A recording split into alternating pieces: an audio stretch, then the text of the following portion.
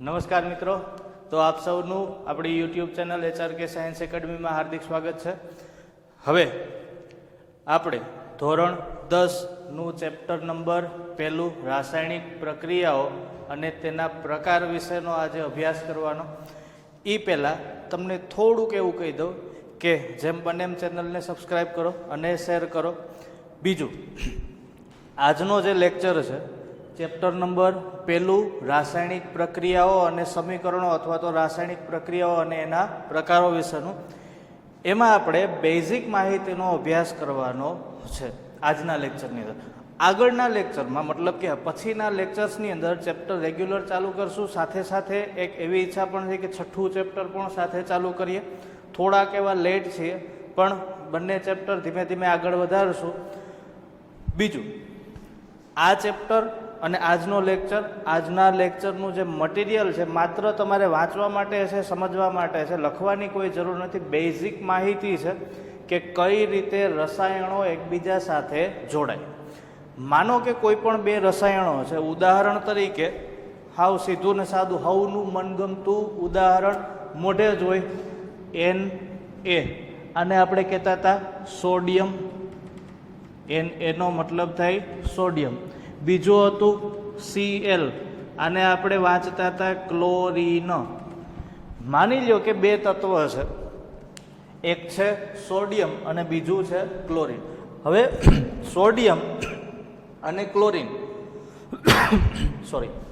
બંને એકબીજા સાથે જોડાય તો કઈ રીતે જોડાય અને શું થાય બંને વચ્ચે કે જેથી કરીને સોડિયમ અને ક્લોરીન બંને એકબીજા સાથે જોડાય અને નવું જ એક તત્વ બનાવે. નવું તત્વ કયું બને? Na+Cl, મતલબ કે NaCl કહેવાય. શું? એને સોડિયમ ક્લોરાઇડ. દેશી ભાષામાં આપણે એને મીઠું કહીએ, જે સ્વાદે ખારું હોય. બરાબર છે? તો આ બંને વચ્ચે જે જોડાણ થાય, આ જોડાણને કયા નામથી ઓળખાય અને કેવા કેવા જોડાણ હોય એની માહિતી આજના લેક્ચરની અંદર જોવાની છે. બંને વચ્ચે જે જોડાણ બને છે એને કહેવામાં આવે રાસાયણિક બંધ. અને કયા નામથી ઓળખાય? રાસાયણિક બંધ. અને રાસાયણિક બંધના જુદા જુદા પ્રકાર હોય. કયા પ્રકાર હોય એના વિશેની આપણે આજે માહિતી અથવા તો એના વિશેનો જ એક નાનકડો એવો લેક્ચર ગોઠવો છે. હવે જો રાસાયણિક બંધના કુલ 4 પ્રકાર હોય. કુલ કેટલા પ્રકાર? 4 પ્રકાર. એમાંના અમુક બંધ એવા છે કે જે મોટાભાગના તત્વોમાં અથવા તો મોટાભાગના તત્વોનું જોડાણ થાય તો એમાં આ બંધનો ઉપયોગ થતો હોય. કહેવાનો મતલબ એવો છે કે મોટાભાગના તત્વો આ બંધથી જ જોડાતા હોય. ઘણી વખત બીજા બે બંધ છે, ધ્રુવીય બંધ છે અને બીજો હાઇડ્રોજન બંધ, તો એનો પણ ઉપયોગ થતો. મોસ્ટલી જે તત્વો જોડાય છે એ એક તો સહસંયોજક બંધ અને બીજો છે આયનીય બંધ. આ બે રીતથી જ જોડાતા હોય. એમાં આપણે સૌથી પહેલાં વાત કરીએ કે ભાઈ રાસાયણિક બંધ કઈ બલાનું નામ છે અથવા તો કોને રાસાયણિક બંધ કહેવાય. તો રાસાયણિક બંધનો મતલબ થાય કે માનો કે કોઈ પણ બે સંયોજન છે, કોઈ પણ બે સંયોજન છે. આ સંયોજનમાં કાં તો અણુ હશે અને કાં તો પરમાણુ હશે. આ અણુ અને પરમાણુ વચ્ચે જે મજબૂત જોડાણથી જોડાય અથવા તો જે મજબૂત જોડાણ બને અને બંનેનું એક સહિયારું તત્વ બને અથવા તો સહિયારું સંયોજન બને, તત્વ નહીં પણ સંયોજન. આ સંયોજન બનવા માટે જવાબદાર જોડાણ એને કહેવાય રાસાયણિક બંધ. વ્યાખ્યા આપવી હોય તો તમે એને વ્યાખ્યા કંઈક આવી રીતે આપી શકો કે સંયોજનના કોઈ પણ બે અણુઓ કે કોઈ પણ બે પરમાણુઓ જે મજબૂત જોડાણથી જોડાય, આ જોડાણને કહેવામાં આવે રાસાયણિક બંધ. તો રાસાયણિક બંધની વ્યાખ્યા શું થાય? આમ તો સીધું જ તમને કહું, રાસાયણિક બંધનો મતલબ શું? તો રાસાયણિક બંધનો મતલબ થાય બે જુદા જુદા, આ સમાન પણ હોઈ શકે હો ભાઈ, કે સમાન અણુઓ કે પરમાણુઓ વચ્ચેનું, આમ તો પરમાણુઓનું જોડાણ. આ પરમાણુઓનું જોડાણ એને કયા નામથી ઓળખાય? રાસાયણિક બંધના નામથી ઓળખાય. બે જુદા જુદા કે સમાન પરમાણુ વચ્ચેનું મજબૂત જોડાણ એને કહેવામાં આવે રાસાયણિક બંધ. હવે રાસાયણિક બંધ કઈ રીતે બને અને ક્યાં ક્યાં મતલબ કે કેવી રીતથી રાસાયણિક પદાર્થો રાસાયણિક બંધથી જોડાય. જો સમજો, સૌથી પહેલાં તો માનો કે કોઈ પણ બે પરમાણુ છે, તો પરમાણુ વચ્ચે ચોક્કસ આકર્ષણ હોય. પરમાણુ વચ્ચે શું જોવા મળે? ચોક્કસ આકર્ષણ બળ. આકર્ષણ બળ ન હોય તો રાસાયણિક બંધ બની શકે નહીં. આ આકર્ષણ બળ જેટલું પ્રબળ હોય, બે પરમાણુ વચ્ચેનું આકર્ષણ બળ જેટલું પ્રબળ એટલો જ બંધ પ્રબળ હોય. ટૂંકમાં આકર્ષણ બળ પ્રબળ હોય તેટલો જ રાસાયણિક બંધ પણ કેવો જોવા મળે? પ્રબળ. જો આકર્ષણ બળ નિર્બળ હોય તો રાસાયણિક બંધ પણ નિર્બળ હોય. કહેવાનો મતલબ એવો છે કે માનો કે કોઈ પણ બે તત્વો વચ્ચે આકર્ષણ બળ સૌથી વધારે છે તો એનો રાસાયણિક બંધ મજબૂત હશે. જો બે તત્વો વચ્ચેનું આકર્ષણ બળ ઓછું હોય તો રાસાયણિક બંધ નિર્બળ હોય. આવા તત્વો વચ્ચેનો બંધ સરળતાથી તોડી શકાય, સરળતાથી તૂટી જાય. તો જેમ આકર્ષણ બળ પ્રબળ એમ રાસાયણિક બંધ પણ પ્રબળ. જેમ આકર્ષણ બળ નિર્બળ એમ રાસાયણિક બંધ પણ નિર્બળ. હવે માની લો કે કોઈ પણ બે તત્વો છે, કોઈ પણ બે તત્વો લઈ લો. હવે બે તત્વો માનો કે રાસાયણિક બંધથી જોડાય. બે તત્વો કયા બંધથી જોડાય છે? રાસાયણિક બંધથી જોડાય. ઉદાહરણ તરીકે આપણી પાસે બે તત્વો છે, એક છે Na અને બીજું છે Cl, સોડિયમ અને ક્લોરીન. બંને જ્યારે રાસાયણિક બંધથી જોડાશે એટલે એમાંથી એક સંયોજન બનશે. સંયોજનનું નામ થાય NaCl. આને આપણે સોડિયમ ક્લોરાઇડના નામથી ઓળખતા હતા. કયા નામથી ઓળખતા હતા? Sodium chloride. મીઠું કહેવાય. તો શું થશે? સોડિયમને પોતાના અલગ ગુણધર્મો છે, ક્લોરીનને પણ પોતાના અલગ ગુણધર્મો છે. સોડિયમ એકદમ સક્રિય ધાતુ છે. હવાના સંપર્કમાં આવે મતલબ કે ઓક્સિજનના સંપર્કમાં તો તરત જ સોડિયમ પોતાના ઓક્સાઇડ બનાવી નાખે. એટલે સોડિયમમાંથી તરત જ શેમાં ફેરવાઈ જાય? સોડિયમ ઓક્સાઇડમાં. ક્લોરીન અધાતુ છે, સોડિયમ ધાતુ છે. બંનેનું સંયોજન બન્યું. આ સંયુક્ત સંયોજન એટલે મીઠું, જેનો આપણે રોજે રોજ ખોરાકમાં ઉપયોગ કરીએ છીએ. રોટલા બનાવો કે શાક બનાવો એની અંદર મીઠાનો ઉપયોગ થાય જ છે.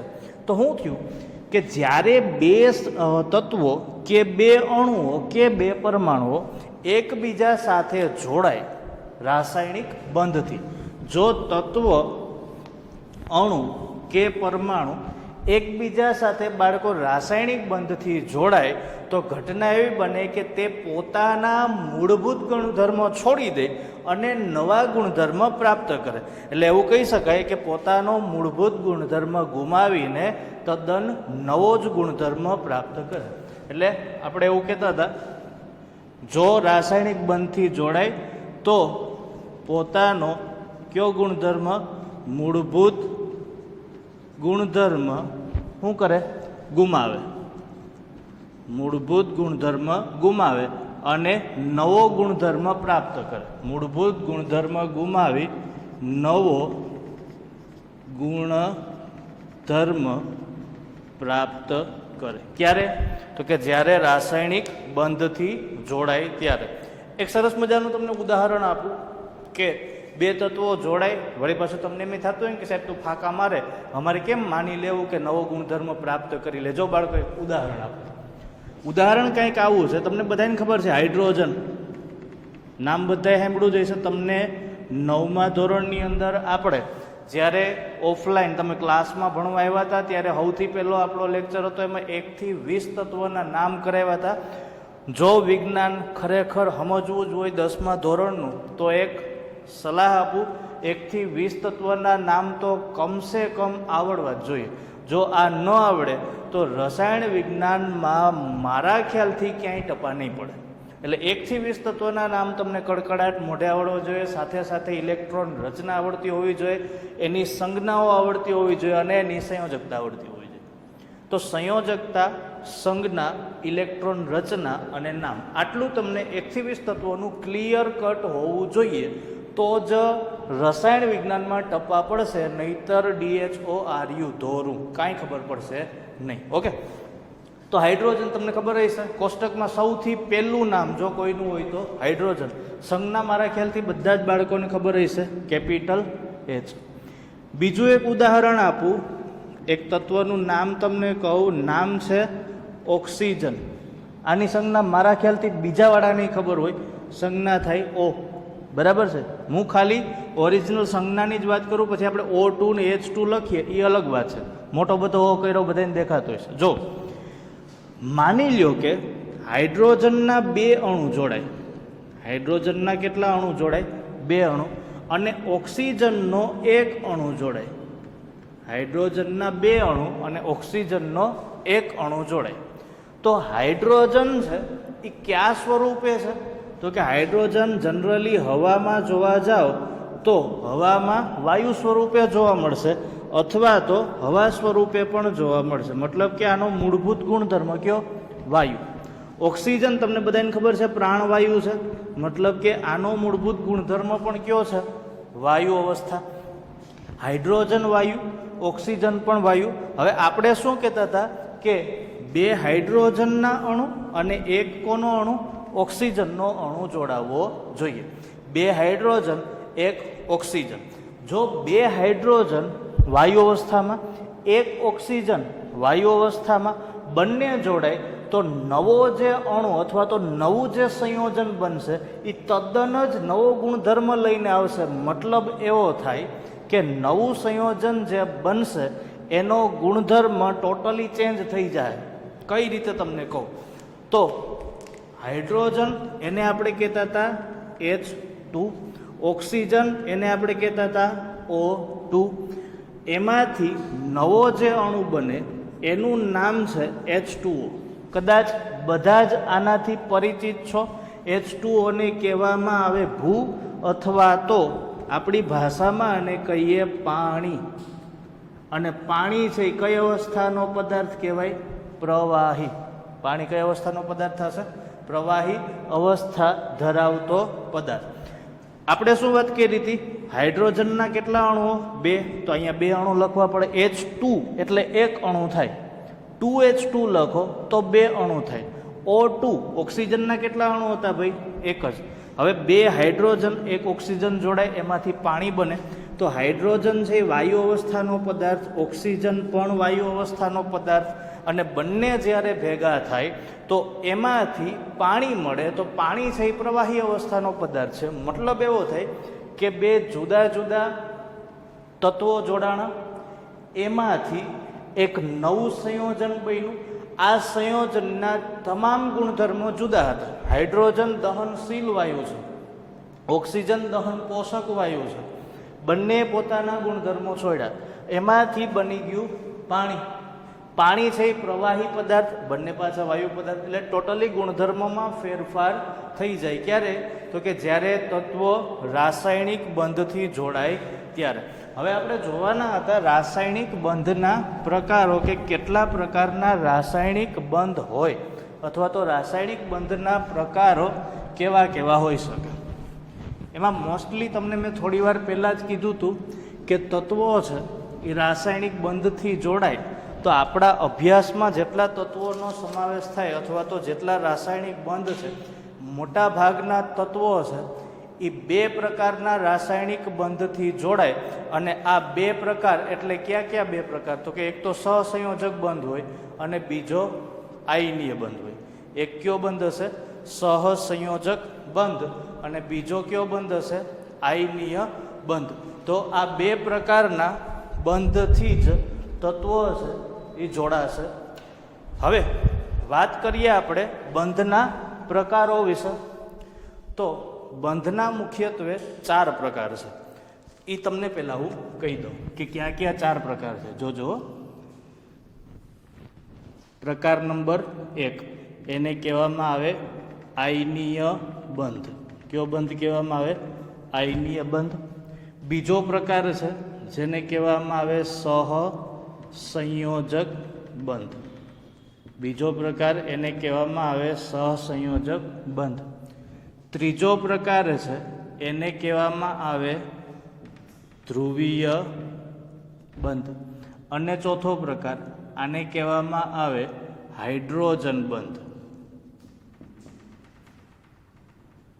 આપણે આ બેયનું હમણાં કાંઈ કામ છે નહીં, એટલે આપણે મોટા ભાગે આ બે બંધની વાત કરશું. કયો કયો બંધ? આયનીય બંધ અને સહસંયોજક બંધ. તો સમજીએ પહેલાં કે આયનીય બંધ કઈ માથાકૂટનું નામ છે, અથવા તો આયનીય બંધ કહેવાય કોને? એવો બંધ કે જેમાં આયનો દ્વારા ઇલેક્ટ્રોનની આપલે થતી હોય, અથવા તો એવું સીધું કહી શકો કે જેમાં ઇલેક્ટ્રોનની આપલેથી બે તત્વો જોડાતા હોય, તો એવા બંધને કહેવામાં આવે આયનીય બંધ. સહસંયોજક બંધ એટલે શું? સંયોજન એટલે ભાગીદારી કરવી એવું થાય. સંયોજનનો મતલબ થાય ભાગીદારી અથવા તો ભેગું થવું.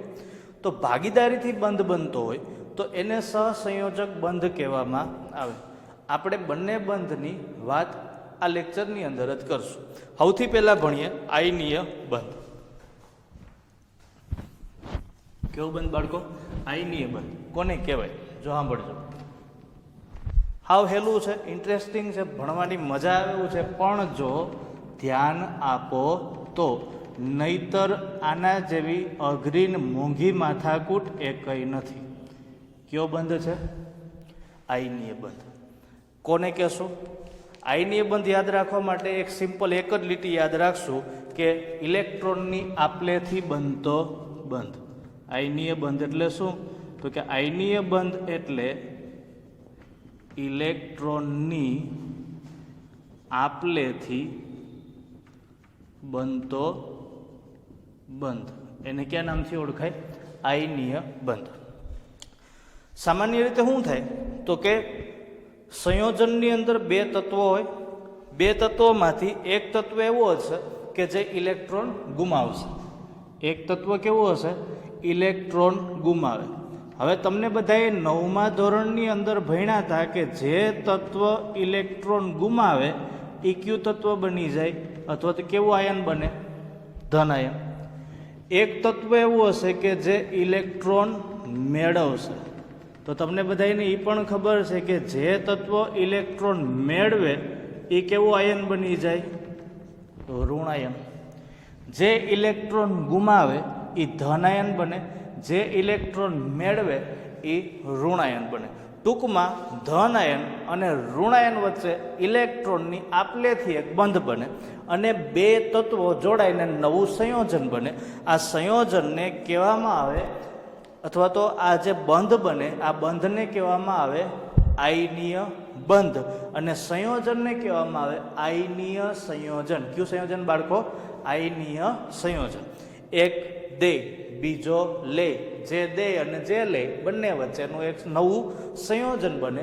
સંયોજન આયનીય સંયોજન, બંને વચ્ચે બનતો બંધ એને કહેવામાં આવે આયનીય બંધ. ઓકે, સમજો. એક ઉદાહરણ કહો. ઉદાહરણ તરીકે આપણી પાસે બે તત્વો છે. એક સોડિયમ,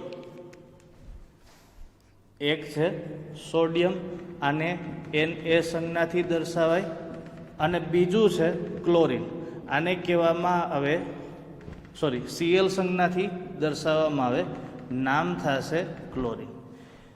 તમને બધાને ઇલેક્ટ્રોન રચના ખબર હશે. હાઈ લેબેબોકાના ઓફરની 100 મે, એમાં 100 છે. કેટલામાં નંબર ઉપર આવે તો કે 11મા નંબર ઉપર, અને એની ઇલેક્ટ્રોન રચના થાય 2, 8 અને 1. ક્લોરીન આવે 17મા નંબર ઉપર, તો આની ઇલેક્ટ્રોન રચના થાય 2, 8, 8 અને 7. તો બંને તત્વો. હવે જોજો, આની છેલ્લી કક્ષામાં એક ઇલેક્ટ્રોન છે, હાજર છે. આની છેલ્લી કક્ષામાં 7 ઇલેક્ટ્રોન છે. આ બધાય ધંધા થવા પાછળનું એકને માત્ર એક કારણ કે તત્વ છે એ નિષ્ક્રિય વાયુ જેવી ઇલેક્ટ્રોન રચના પ્રાપ્ત કરવા માટે ઇલેક્ટ્રોનની લેવડ દેવડ કરે. કોના જેવી ઇલેક્ટ્રોન રચના? નિષ્ક્રિય વાયુ જેવી. તો સોડિયમની નજીકનો નિષ્ક્રિય વાયુ કયો તો? તમને બધાને ખબર છે 10મા નંબર ઉપર એક વાયુ આવે, એનું નામ છે નિયોન, અને નિયોન છે નિષ્ક્રિય વાયુ છે. તો જો સોડિયમની ઇલેક્ટ્રોન રચના 2, 8 આવી થઈ જાય તો સોડિયમ છે એની નજીકના નિષ્ક્રિય વાયુ જેવી ઇલેક્ટ્રોન રચના પ્રાપ્ત કરી લે. ક્લોરીનની નજીકનો નિષ્ક્રિય વાયુ થશે આર્ગોન. ક્લોરીનની નજીકનો નિષ્ક્રિય વાયુ કયો થાય? આર્ગોન. હવે જોજો, આની પાસે કેટલા ઇલેક્ટ્રોન છે? 8 ને 2 10, સોરી થોડીક મિસ્ટેક થઈ, 2, 8, 7 આવશે. તો આની પાસે કેટલા ઇલેક્ટ્રોન? 8 ને 2 10 ને 7 17, ટોટલ 17 ઇલેક્ટ્રોન છે. તો આ 17 ઇલેક્ટ્રોનમાં જો એક ઇલેક્ટ્રોન ઉમેરાઈ જાય તો ટોટલ ઇલેક્ટ્રોનની સંખ્યા થઈ જાય 18, અને જો 18 ઇલેક્ટ્રોન મળી જાય તો આ ઇલેક્ટ્રોન રચના થઈ જાય કોના જેવી? આર્ગોન જેવી. હવે થશે એવું કે સોડિયમ એક ઇલેક્ટ્રોન ગુમાવશે. સોડિયમ કેટલા ઇલેક્ટ્રોન ગુમાવે? એક ઇલેક્ટ્રોન ગુમાવે. જો સોડિયમ એક ઇલેક્ટ્રોન ગુમાવે તો અત્યારે સોડિયમની પરિસ્થિતિ આવી છે. સોડિયમનું મૂળ તત્વ, આને કહેવામાં આવે સોડિયમ, અને અત્યારે આની ઇલેક્ટ્રોન રચના કેટલી? 2 8 1. જો સોડિયમ ઇલેક્ટ્રોન ગુમાવી દે તો એક ઇલેક્ટ્રોન ઓછો થાય, ધન વીજભાર પ્રાપ્ત કરે. ધન વીજભાર પ્રાપ્ત કરે તો આમ લખાય Na+. અને કેટલા ઇલેક્ટ્રોન ગુમાવ્યા? એક ઇલેક્ટ્રોન. આ થશે, હવે આને સોડિયમ એકલું નહીં બોલાય, પણ શું બોલાશે? Sodium ion. તો આને કહેશું સોડિયમ આયન. આની ઇલેક્ટ્રોન રચના થાય 2 અને 8. અહીંયા આ છે મુક્ત થયેલો ઇલેક્ટ્રોન. આ ક્યાં કામ બન્યું ભાઈ? સોડિયમમાં. હવે કોનો વારો? તો કે હવે વારો આવશે ક્લોરીનનો. તો ક્લોરીનની મૂળ ઇલેક્ટ્રોન રચના શું હતી? તો કે મૂળ ઇલેક્ટ્રોન રચના હતી 2 8 અને 7. તો ઉપર લખી દો એટલે તમને વધારે ક્લિયર દેખાશે. તો ક્લોરીનની મૂળ ઇલેક્ટ્રોન રચના શું હતી? તો કે ક્લોરીનની મૂળ ઇલેક્ટ્રોન રચના હતી 2 8 7. હવે જો સમજો કઈ રીતથી બંધ બનશે. તો આ થશે ક્લોરીન. આની ઇલેક્ટ્રોન રચના થઈ 2 8 7. છેલ્લી કક્ષામાં જો એક ઇલેક્ટ્રોન આવી જાય તો છેલ્લી કક્ષામાં ટોટલ 8 ઇલેક્ટ્રોન થઈ જાય. તો આની પાસે કુલ ઇલેક્ટ્રોનની સંખ્યા થઈ જાય 18, મતલબ કે આર્ગોન જેવી ઇલેક્ટ્રોન રચના પ્રાપ્ત થાય. એટલે ક્લોરીન શું કરશે? તો કે ક્લોરીન સોડિયમે આ જે ઇલેક્ટ્રોન ગુમાવ્યો છે એ ઇલેક્ટ્રોન મેળવશે. એટલે ઘટના કંઈક આવી થશે. ક્લોરીન શરૂઆતમાં તો આવો હતો, તો આને આપણે કીધું હતું ક્લોરીન. હવે આની ઇલેક્ટ્રોન રચના પણ હું નીચે લખી જ દઉં છું 2 8 7. આવી કન્ડિશન હતી. હવે થશે એવું કે ક્લોરીન છે એ સોડિયમે ગુમાવેલો એક ઇલેક્ટ્રોન મેળવશે. તો ક્લોરીનનો મૂળ પરમાણુ ઇલેક્ટ્રોન મેળવે ને, તો હું અહીંયા લખું પ્લસ ઇલેક્ટ્રોન. જો રાસાયણિક પ્રક્રિયામાં જેટલા તત્વો ભેગા થાય, મતલબ કે જેટલા પ્રક્રિયકો હોય એ બધાની વચ્ચે પ્લસની નિશાની આવે. તો અહીંયા ક્લોરીન છે એક તત્વ છે, ઇલેક્ટ્રોન અત્યારે ક્લોરીનમાં ઉમેરાશે એટલે એમાં મેં વચ્ચે પ્લસની નિશાની કરી, ક્લોરીન પ્લસ ઇલેક્ટ્રોન. જો ક્લોરીનમાં એક ઇલેક્ટ્રોન ઉમેરાય તો ઋણ વીજભારનો વધારો થયો. તો ક્લોરીન છે એ હવે ક્લોરીન ખાલી નહીં બોલાય, પણ હું બોલાય આયન બોલાય. હવે જો એક સરસ મજાની વાત કહું, જો ધન આયન બને, મતલબ કે કોઈ તત્વ ઇલેક્ટ્રોન ગુમાવે અને ધન આયન બને તો એ તત્વના નામમાં કોઈ ફેરફાર થતો નથી. ઉદાહરણ તરીકે સોડિયમ, એક ઇલેક્ટ્રોન ગુમાવ્યો તો આપણે શું કીધું? Sodium ion. પણ જો કોઈ તત્વ ઇલેક્ટ્રોન મેળવે અને ઋણ આયન બને તો પછી એનું મૂળ નામ બોલાશે નહીં. શું બોલાય? અહીંયા ક્લોરીન છે એની પાછળ આઇડ પ્રત્યય લાગે એટલે આને કહેવામાં આવે ક્લોરાઇડ આયન. શું કહેવામાં આવે આને? Chloride ion. તો થોડીક એવી, મતલબ કે બંધની અડધી માથાકૂટ પૂરી થઈ ગઈ. શું માથાકૂટ હતી? કે ભાઈ ક્લોરીનમાંથી ક્લોરાઇડ બન્યું, સોડિયમમાંથી સોડિયમ આયન બન્યું. તો પ્રશ્ન એ હતો કે ભાઈ ભેગા તો તમે કર્યા નહીં, તો હવે એને ભેગાઈ કરી દઈએ. ઘટના શું હતી? સોડિયમમાંથી બન્યું હતું સોડિયમ આયન. સોડિયમમાંથી શું બન્યું હતું? Sodium ion. જોજો, સોડિયમ આયનને આપણે કીધું હતું Na+. ક્લોરીનમાંથી બન્યું હતું ક્લોરાઇડ આયન, બરાબર, Cl-. પ્લસ માઇનસ બે ભેગા થયા, એમાંથી બન્યું NaCl. અને આને આપણે નામ આપ્યું હતું સોડિયમ ક્લોરાઇડ. આને કેવું નામ આપ્યું હતું? સોડિયમ ક્લોરાઇડ, ઉર્ફે મીઠું. જેનું ઓછું હોય લઈ લે, જેટલું જોઈએ એટલું. તો આ સોડિયમ ક્લોરાઇડ બન્યો. અહીંયા જે બંધ બન્યો એને આયનીય બંધ કહેવાય. કયો બંધ કહેવામાં આવે? આયનીય બંધ. હજી તમને એક ઉદાહરણ આપું લ્યો. ઉદાહરણ છે મેગ્નેશિયમ ક્લોરાઇડનું. શેનું ઉદાહરણ છે? Magnesium chloride. મારા ખ્યાલથી મેગ્નેશિયમની સંજ્ઞા તમને બધાયને આવડતી હશે. તો મેગ્નેશિયમની સંજ્ઞા થાય Mg. મેગ્નેશિયમની સંજ્ઞા શું થાય? Mg. જોજો. અને આની ઇલેક્ટ્રોન રચના, મેગ્નેશિયમ કેટલા નંબર ઉપર આવે? સોડિયમ પછી મેગ્નેશિયમ આવે, તો 2 8 2. અને ક્લોરીન હાજર જ છે, બધાને ખબર છે.